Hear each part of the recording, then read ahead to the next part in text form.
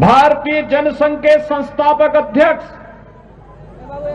Doctor Shyama Prasad Mukherjee भी बंगाल की ही धरती में पैदा हुए थे। भाइयों बहनों, महान वैज्ञानिक जगदीश चंद्र बसु की धरती भी बंगाल ही है और भारत के अंदर अनेक आध्यात्मिक और सांस्कृतिक आंदोलन की गवाह बनी ये बंगाल की धरती।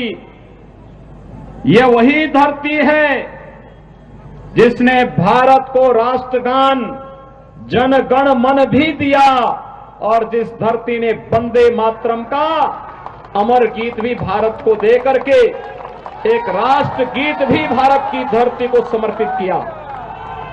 और इसलिए मैं बंगाल की धरती को कोटि कोटि नमन करता हूं। भाइयों बहनों, मैं आपके उत्साह का अभिनंदन करता हूं और मैं आपकी पीड़ा को भी जानता हूं, लेकिन ये पीड़ा ज्यादा दिन तक अब नहीं रहने वाली है। इसी का समाधान करने के लिए भारतीय जनता पार्टी आपके पास आई है और आपसे कहने के लिए आई है। मैं जब मंच पर आया तो मुझे 3 शहीद परिवार, भारतीय जनता पार्टी के जो कार्यकर्ता जिन्हें टीएमसी के परिवारों ने जिनकी हत्या कर दी थी, निर्मम हत्या कर दी थी, वे 3 परिवार इस मंच पर मेरे साथ यहां पर आए थे। उन्होंने मुझसे अपना परिचय दिया। मुझे देख करके यहां की टीएमसी की सरकार की गुंडागिर्दी और उनके अमानवीय कृत्यों पर देख करके क्षोभ हो रहा था और तब मुझे लग रहा था कि अब इनके बहुत लंबे समय तक इनकी गुंडागिर्दी और इनकी अराजकता अब नहीं चल पाएगी। मात्र 45 दिन बाकी हैं। 2 मई के बाद टीएमसी की सरकार की विदाई सुनिश्चित है।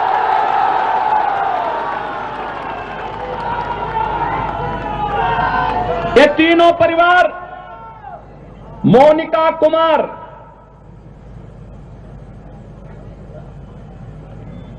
हरिराम महतो और कमीली टुडू, ये तीनों भारतीय जनता पार्टी के उन कार्यकर्ताओं के परिवार से हैं जो लोग शहीद हुए हैं। यहां की अराजकता के खिलाफ लड़ते लड़ते जिन्होंने शहादत पाई है, भारतीय जनता पार्टी के उन कार्यकर्ताओं के परिवारों से हैं। आप देख रहे होंगे मोनिका कुमार क्या उम्र है, इस उम्र में उसे विधवा बना दिया गया। ये टीएमसी के गुंडे एक कानून को नहीं मानते। और याद करना, 2 मई के बाद जब भारतीय जनता पार्टी की सरकार आएगी तो इन गुंडों को चुन चुन करके सजा दिलवाई जाएगी।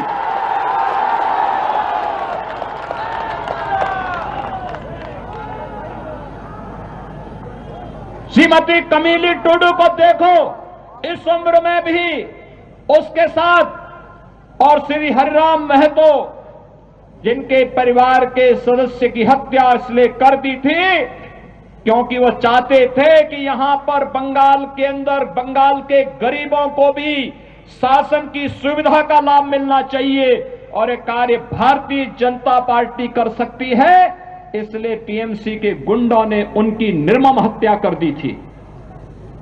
भाइयों बहनों, यह अराजकता बहुत दिनों तक नहीं चलेगी और इसीलिए आज आप सबका आह्वान करने के लिए मैं आया हूं।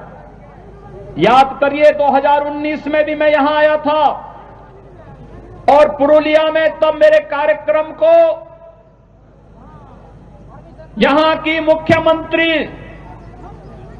ने उस पर पाबंदी लगा दी थी, मेरा हेलीकॉप्टर नहीं उतरने दिया था। और तब मैंने झारखंड में हेलीकॉप्टर उतार करके 35 किलोमीटर सड़क मार्ग से मैं यहां आया था और तब भी मैंने आपके उत्साह को देखा था और उस उत्साह के लिए आपका अभिनंदन करने के लिए आज मैं यहां पर आया हूं। जब बंगाल में चुनाव प्रचार का शुभारंभ करना था तो मैंने कहा पुरुलिया से ही करूंगा।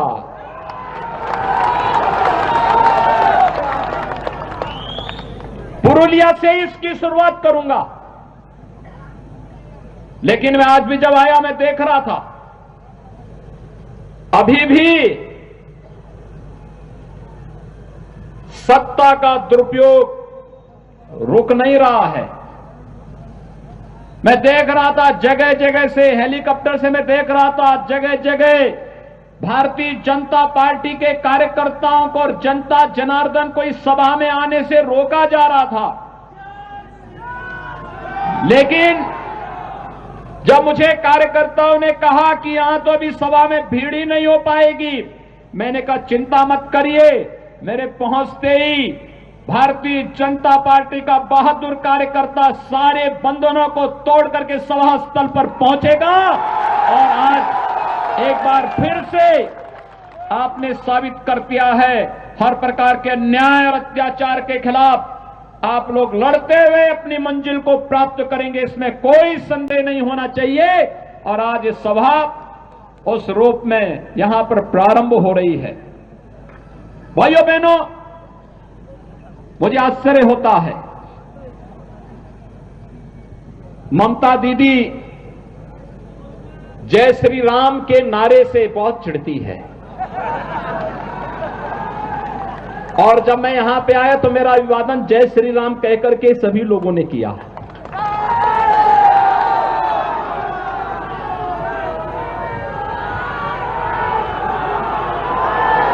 मुझे आश्चर्य होता है।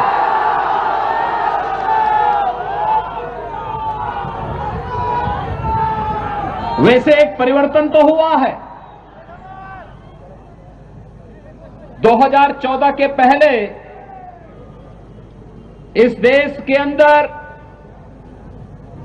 एक ऐसी पीढ़ी, एक ऐसी नस्ल पैदा हो गई थी बड़ी संख्या में, जो मंदिरों में जाने को ये मानते थे कि उनके सेकुलरिज्म इससे खतरे में पड़ जाएगा।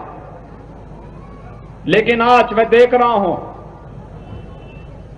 ममता दीदी भी अब मंदिर में जाकर के चंडी पाठ कर रही है। ये परिवर्तन है ना, यह है नया भारत। हर व्यक्ति को भगवान की शरण में जाना ही पड़ेगा।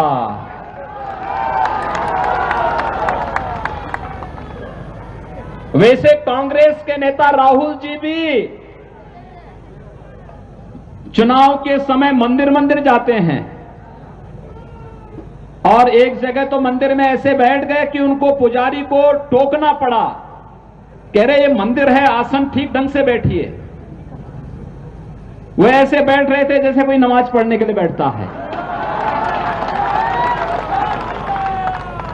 तो पुजारी को समझाना पड़ा, कहा भाई ये मंदिर है, पवित्र स्थान है, और यहां की पवित्रता और यहां की मर्यादा का ख्याल रखो। लेकिन कम से कम सबका साथ सबके विकास के मोदी जी के मंत्र ने गरीबों को मकान भी दिया, विद्युत कनेक्शन भी दिया, स्वास्थ्य की सुविधा भी दी, किसानों को किसान सम्मान निधि भी देश के अंदर दिया, और सभी लोगों को आपकी आस्था का सम्मान करने के लिए भी मजबूर कर दिया है कि आज कोई चंडी का पाठ कर रहा है, कोई मंदिरों में जाकर के दर्शन करने के लिए मजबूर हो रहा है। ये सबसे बड़ी वैचारिक विजय हम सबकी है।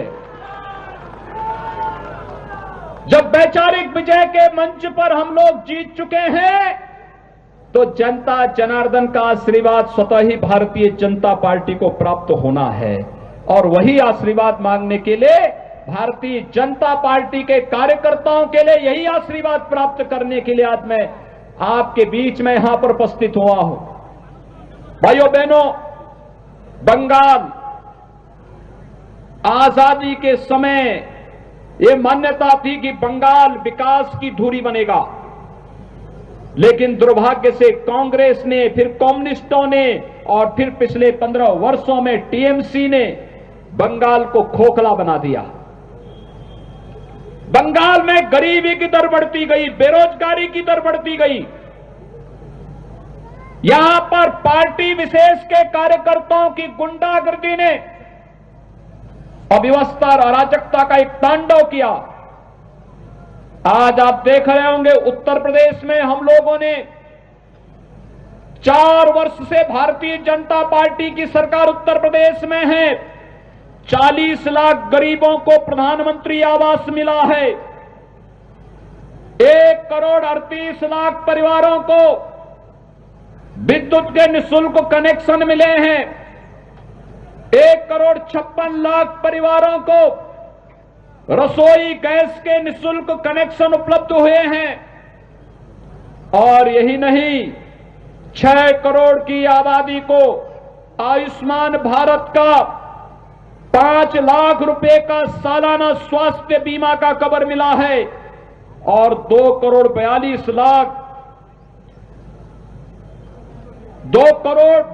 लाख किसानों को प्रधानमंत्री किसान सम्मान निधि का लाभ अकेले उत्तर प्रदेश में मिला है। भाइयों बहनों, उत्तर प्रदेश जैसे बड़े राज्य में इतनी सुविधाएं मिल सकती हैं तो बंगाल में क्यों नहीं? बंगाल में टीएमसी की सरकार जनता को इन विकास की सुविधाओं से वंचित करना चाहती है, इन सुविधाओं को नहीं लेने देना चाहती है। और यही कारण है विकास के मोर्चे पर बंगाल पिछड़ता गया। यहां गरीबी बढ़ती गई, बेरोजगारी बढ़ती गई।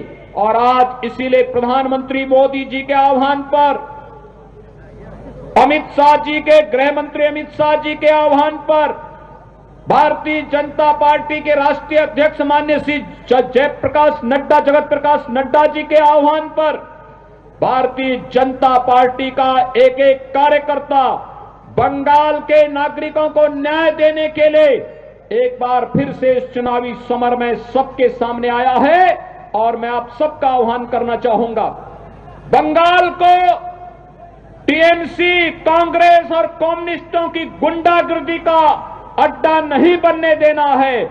और इसके लिए हमें एक बार फिर से अंगड़ाई लेनी पड़ेगी। भाइयों बहनों, मुझे आश्चर्य होता है, यहां का टीएमसी की सरकार पिछले 15 वर्षों से गौ तस्करी करके गौ माता को बंगाल पहुंचा देती है, कटने के लिए पहुंचा देती है। उत्तर प्रदेश में हम गौ तस्करी भी नहीं होने देते और गाय को कटने भी नहीं देते हैं। मैं पिछले दिनों टीएमसी के एक मंत्री का बयान पढ़ रहा था। वो बेशर्मी के साथ गाय को काटने की वकालत कर रहा था। पता नहीं क्यों ममता दीदी ने उसे अपने मंत्रिमंडल में रखा था। उसको उसी दिन बर्खास्त करके बाहर का रास्ता दिखाना चाहिए था। लेकिन क्योंकि उनकी नेता स्वयं ही इस बात के लिए उनको प्रश्रय देती है, यहां पर अवैध घुसपैठ के कारण पश्चिमी बंगाल